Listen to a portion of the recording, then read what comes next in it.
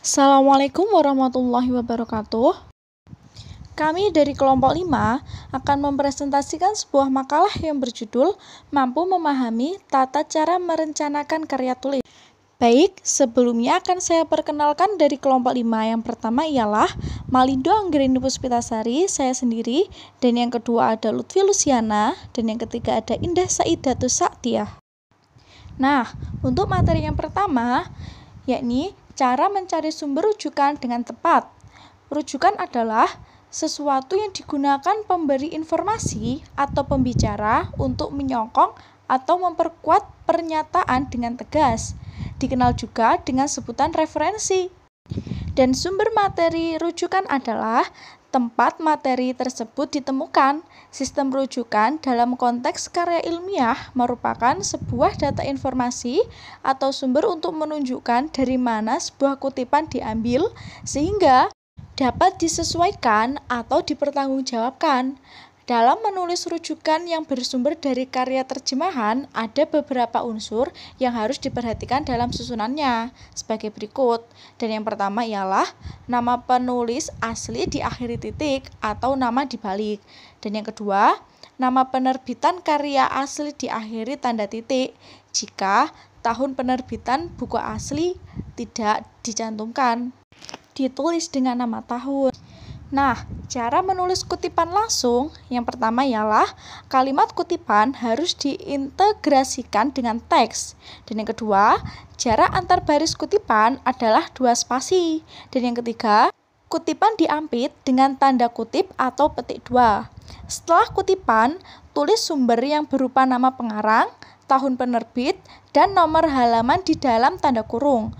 Perbedaan mendasar adalah daftar pustaka merupakan catatan-catatan sejumlah buku atau daftar kepustakaan yang berkesan tidak dikutip atau dirujuk. Sedangkan daftar rujukan merupakan deretan catatan sejumlah buku yang telah dikutip atau dirujuk di dalam tulisan.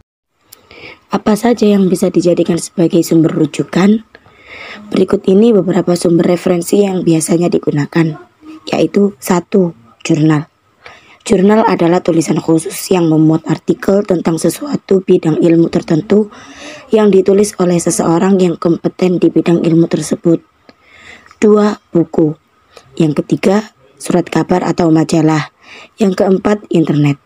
Referensi adalah suatu informasi yang dapat dijadikan sebagai rujukan atau sumber acuan untuk mempertegas sesuatu pertanyaan yang disampaikan. Apa yang dimaksud sumber rujukan? Rujukan adalah sesuatu yang digunakan memberi informasi pembicara untuk menyokong atau memperkuat pernyataan dengan tegas. Dikenal juga dengan sebutan referensi. Rujukan mungkin menggunakan faktual ataupun non-faktual. Rujukan faktual terdiri atas kesaksian, statistik, contoh, dan objek aktual. Rujukan dapat berwujud dalam bentuk bukti atau nilai-nilai kredibilitas. Sumber materi rujukan adalah tempat materi tersebut ditemukan. Materi-materi rujukan faktual dan rujukan non-faktual mungkin muncul dalam 3 bentuk, yaitu bukti seperti contoh-contoh, statistik, dan kesaksian, nilai-nilai yang dianut oleh orang-orang yang menerima argumentasi anggota halayak. Kredibilitas pemberi informasi pembicara. Contohnya yaitu seorang memberi informasi mungkin merujuk pada pengalamannya sendiri untuk meyakinkan pemirasnya bahwa ia adalah orang yang cakap. Sekian presentasi dari kelompok kami. Kurang lebihnya mohon maaf. Assalamualaikum warahmatullahi wabarakatuh.